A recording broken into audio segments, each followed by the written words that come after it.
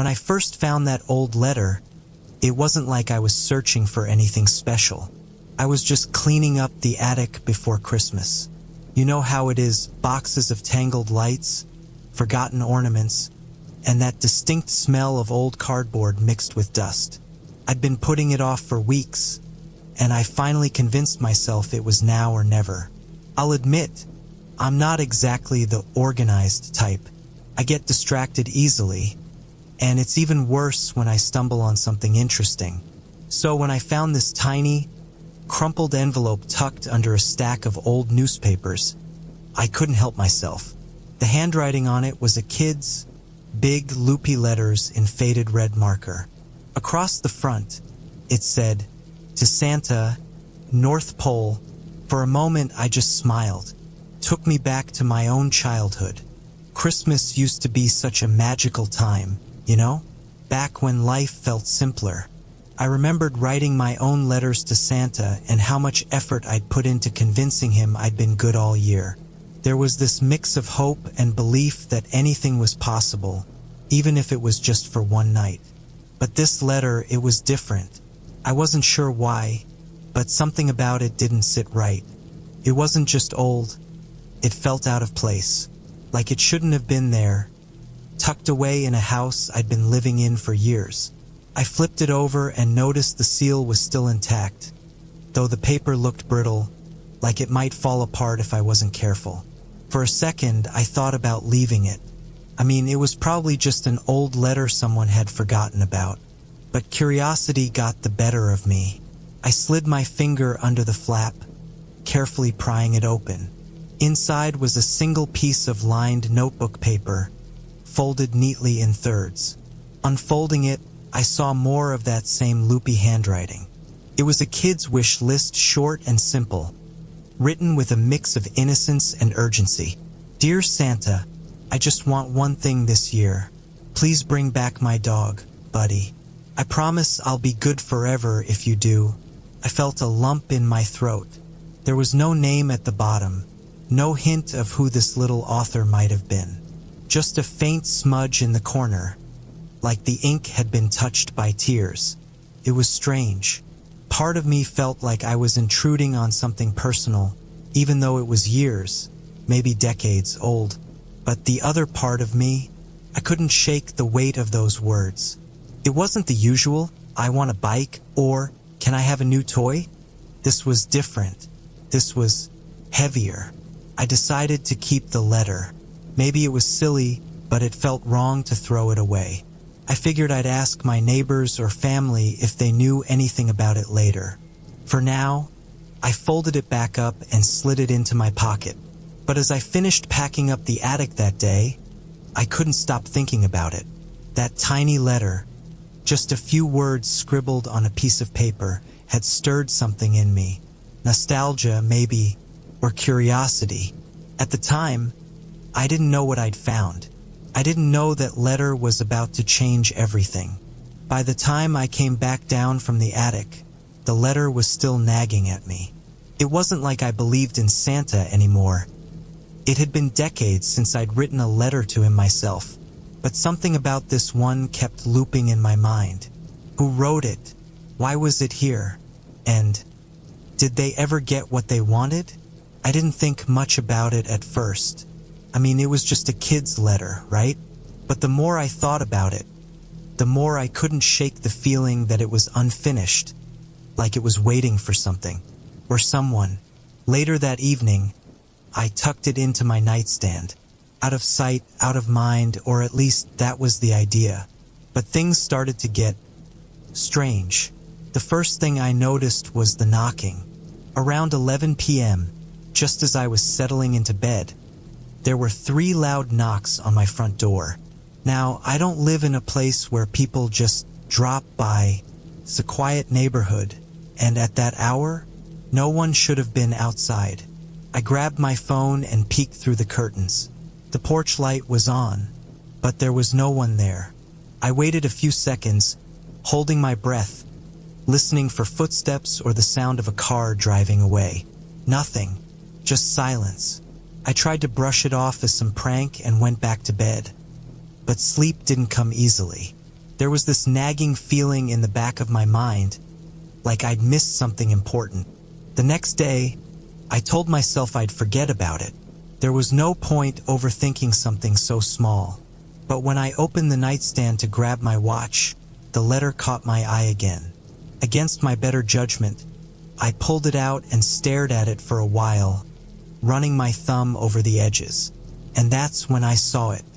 In the corner of the page, so faint I almost missed it, there was a handwritten note in a different pen. The writing was smaller, neater, definitely not the same kid who wrote the letter. It was just 2 sentences, but they were enough to send a chill down my spine. Wishes have rules. Follow them or pay the price. I read it again, then again. My heart started racing. Rules? What rules? Who wrote this? For a moment, I thought about throwing the letter away, just crumpling it up and pretending I never saw it. But I couldn't. There was something about those words that felt final, like they weren't just a warning, they were a promise. I spent the rest of the day feeling uneasy, but nothing else happened. At least not until that night. Around the same time as the night before, the knocks came again. 3 loud, deliberate raps on the door. This time I froze. I didn't move, didn't breathe, didn't even look toward the door. And then my phone buzzed. The screen lit up with a text from an unknown number. Don't open the door. I stared at it, trying to make sense of what I was seeing. Was someone playing a trick on me? But how? And why? The knocks came again. Louder this time. More urgent. I backed away from the door, clutching my phone like it was a lifeline. My mind was racing. Do I call the police? Do I look outside? But before I could decide, the knock stopped. Just silence. I didn't sleep much that night. Every little creak or shift in the house made me jump. The next morning, I decided I needed answers. I pulled the letter back out, examining every inch of it, hoping to find some clue I'd missed. And there it was, on the back of the page, scrawled in the same neat handwriting as before, was a list. Never open the door if you hear knocking after dark. If you hear footsteps behind you, don't turn around. Keep the letter with you at all times. Never leave it unattended. I stared at the list, feeling my stomach drop. This couldn't be real. It had to be some kind of prank. But after the past 2 nights, I couldn't shake the feeling that I wasn't imagining this. I laughed nervously, trying to convince myself it was ridiculous. Footsteps behind you? Seriously? But deep down, I wasn't laughing. The rules felt alive, like they were watching me, waiting to see what I'd do next. That night, I followed the first rule. When the knocks came, I didn't go near the door. I just sat there in the dark, phone in hand, heart pounding. Whoever or whatever it was didn't leave right away this time. They knocked again, then again, for almost 5 minutes. When it finally stopped, I felt like I could breathe again. But I knew I wasn't safe. Not really. And that's when I realized the letter wasn't just some old piece of paper. It was something more, something dangerous. I wasn't sure if I believed in wishes, but I was starting to believe in the rules. By the 3rd night, I was fully on edge. The rules weren't just some strange, unsettling joke anymore. They were real, and something was making sure I didn't forget them. I kept the letter folded tightly in my pocket, like it was my last line of defense, even though I wasn't entirely sure what it was protecting me from. That night, I couldn't sleep. Every noise in the house felt amplified. Every creak of the floorboards, every gust of wind brushing against the windows. I tried to tell myself it was just my imagination, but deep down, I knew it wasn't. Then, just after midnight, it started again. It wasn't the knocking this time. It was footsteps. Slow, deliberate steps echoing down the hallway outside my bedroom. At first, I froze, gripping the edge of my blanket as if hiding would make me invisible. My mind raced. There was no way someone could have gotten into the house. I'd locked all the doors and windows, checked them twice, but the sound was unmistakable. The footsteps came closer, each one more deliberate than the last. I could hear the faint creak of the wood under the weight of whoever or whatever was walking. And then I remembered the second rule. If you hear footsteps behind you, don't turn around. But I wasn't behind anything. I was in my bed, and whatever was making those sounds was on the other side of the door. Did the rule apply here? Did it mean I shouldn't look at all? My thoughts were spiraling, my breathing growing faster and more shallow.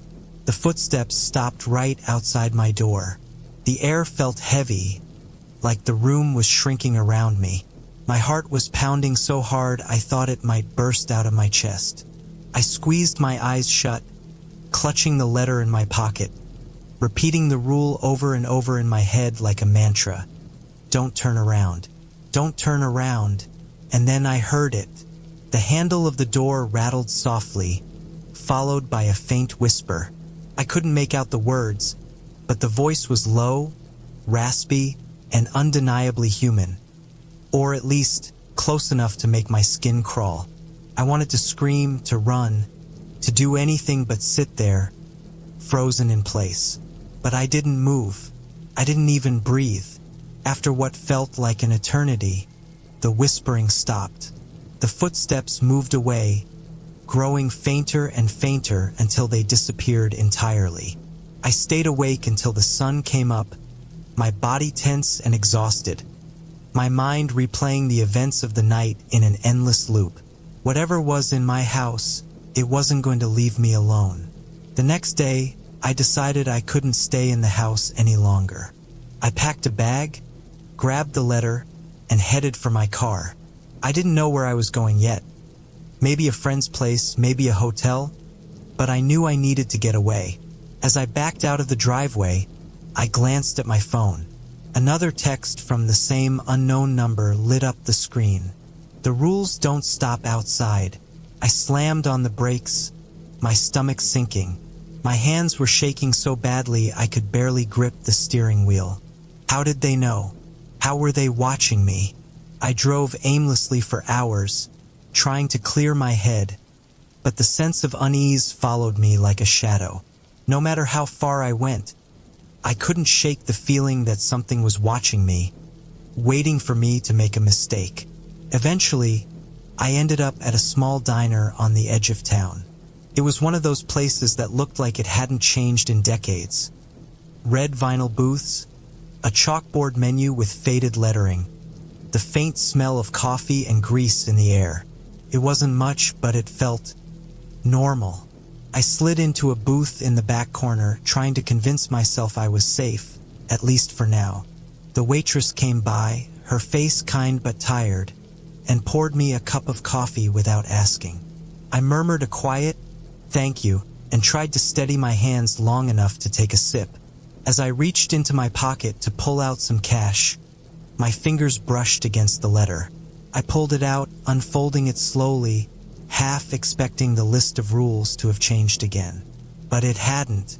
The same 3 rules stared back at me, their neat handwriting etched into my mind. Never open the door if you hear knocking after dark. If you hear footsteps behind you, don't turn around. Keep the letter with you at all times. Never leave it unattended. I read them over and over, searching for some hidden meaning, some clue that would make this all make sense. But there was nothing, just the rules. I was about to fold the letter back up when the waitress returned with my check. She paused, her eyes lingering on the paper in my hands. "That's some old letter," she said, her voice light but curious. "Where'd you find it?" "In my attic," I replied, trying to keep my tone casual. "Why?"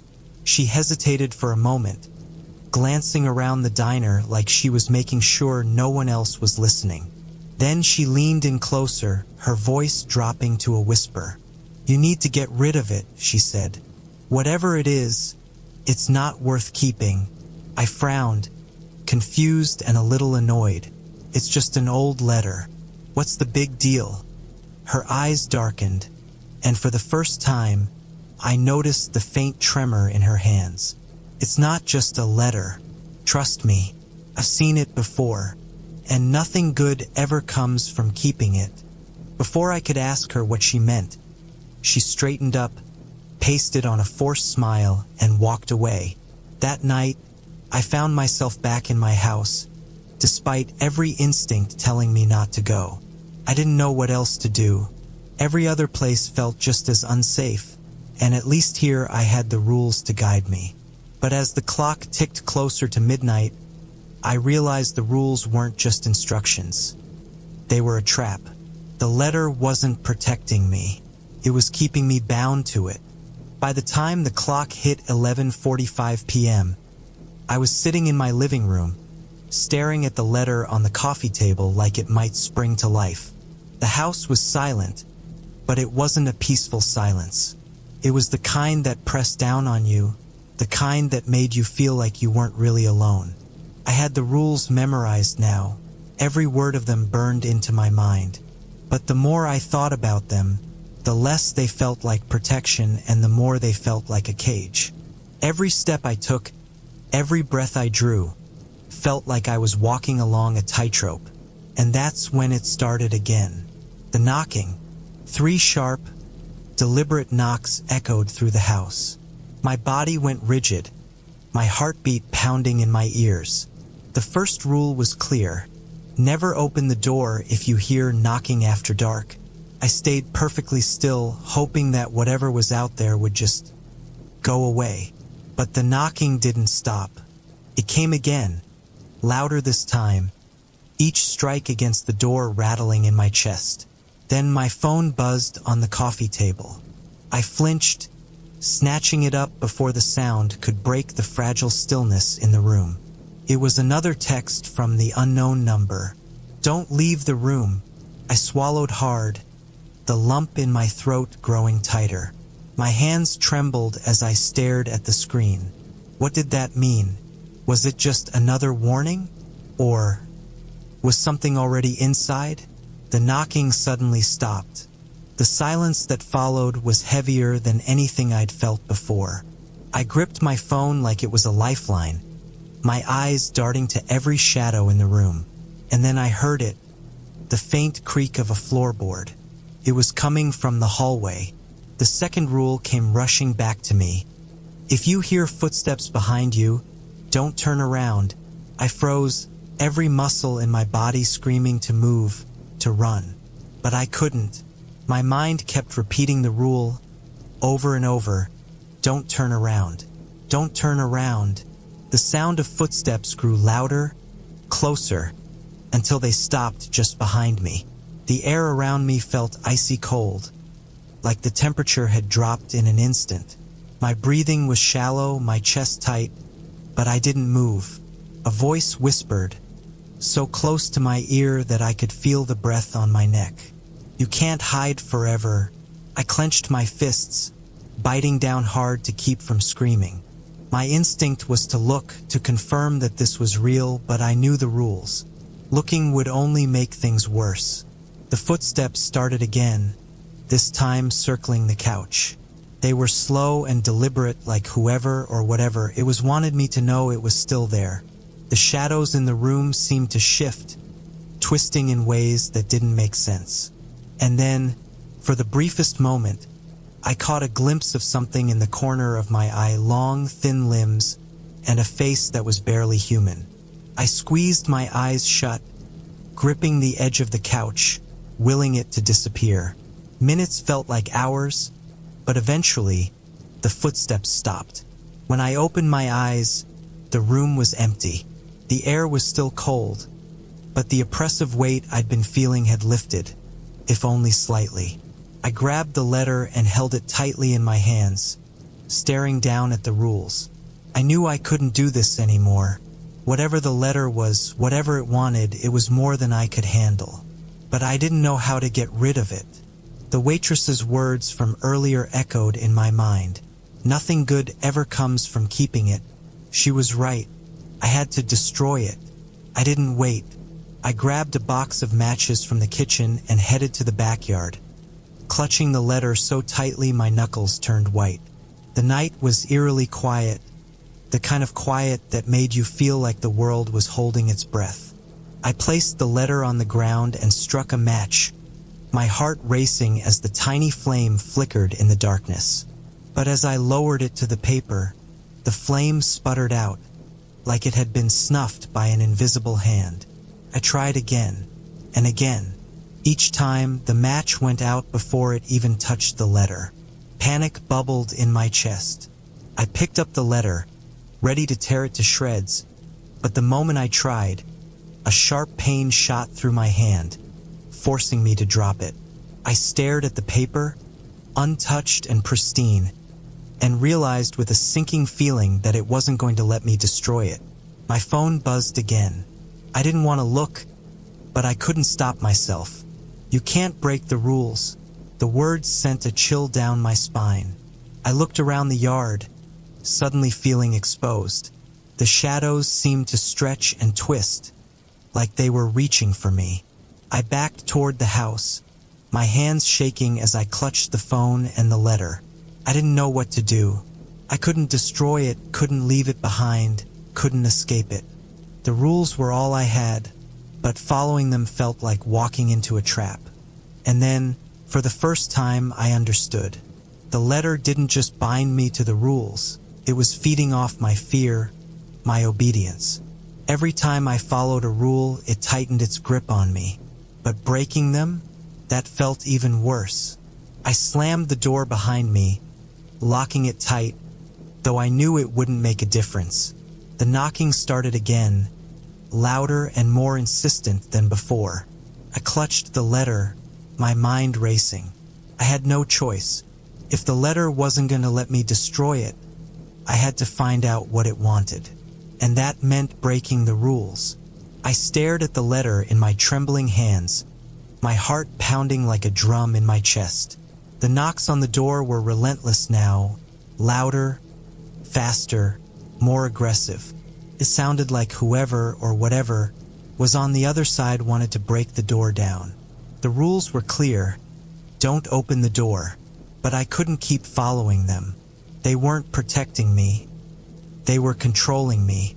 And if I didn't do something now, I knew I wouldn't make it through the night. Taking a deep breath, I stood up, clutching the letter tightly. My hands were slick with sweat, but I didn't let go. I walked toward the door, each step heavier than the last. The pounding stopped the moment I reached the door. For a second, there was only silence, the kind that made my ears ring. Then came the whispering, faint and low, seeping through the cracks in the doorframe. Let us in. I froze. My body wanted to turn and run, but my mind knew better. Running wouldn't save me. I had to face this. Whatever this was, it wouldn't stop until I confronted it. I looked down at the letter one last time, my thumb brushing over the 3 rules. My breath hitched as I realized what I had to do. I dropped the letter on the floor and reached for the doorknob, my hand shaking so badly I could barely grip it. Every instinct in my body screamed at me to stop, but I pushed through the fear. I had to. The moment I turned the knob and pulled the door open, the world around me seemed to shift. The warm glow of the porch light was gone, replaced by a cold, suffocating darkness. My breath came out in white clouds, the air biting against my skin. There was no one there, no person, no creature, just the emptiness of the night. But the whispering, it was everywhere now, circling me, growing louder with every second. It felt like the shadows themselves were alive, twisting and writhing, reaching out for me. I stepped outside, the crunch of dead leaves beneath my feet breaking the unnatural silence. My chest was tight, my heart hammering, but I didn't look back. Why are you doing this? I shouted into the void, my voice trembling. What do you want from me? The whispering stopped. For a moment, there was nothing but silence. And then, from somewhere deep in the shadows, a voice answered, soft, cold, and inhuman. We wanted you to believe. The words hit me like a punch to the chest. You followed the rules, the voice continued, and now you belong to us. I staggered back, my mind racing to make sense of the words. Belong to them? What did that mean? No, I shouted. You can't have me. I didn't agree to this. The shadows around me seemed to tighten, closing in like a noose. The voice laughed, a low, guttural sound that made my skin crawl. You opened the door, it said. You broke the rules. And now, it's done. In a moment of desperation, I looked down at the letter still clutched in my hand. It felt heavier now, like it was alive, pulsing with some dark energy. I didn't know what I was doing, but I acted on instinct. I held the letter up and shouted into the night, "Take it back. I don't want it. Take it and leave me alone." The wind picked up suddenly, howling through the trees like a scream. The letter was ripped from my hands, carried high into the air before bursting into flames. The fire burned bright and fast, consuming the paper until there was nothing left but ash.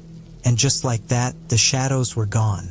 The air was warm again, the porch light flickering back to life. I stood there for a moment, my body trembling, my mind trying to process what had just happened. Had I won? Was it really over? I didn't sleep that night.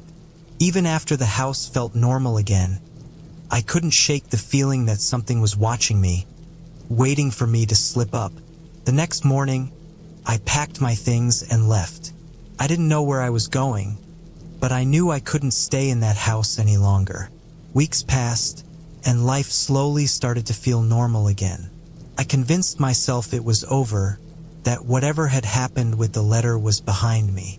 But last night, as I was unpacking a box in my new apartment, I found something that made my blood run cold. It was another letter, the same old, crumpled envelope with the same childlike handwriting. To Santa, North Pole. I stared at it, my hands shaking, my mind racing. I didn't open it this time. I just sat there, staring at it, wondering if this was the beginning of something new or the end of everything. Subscribe for more horror stories every day.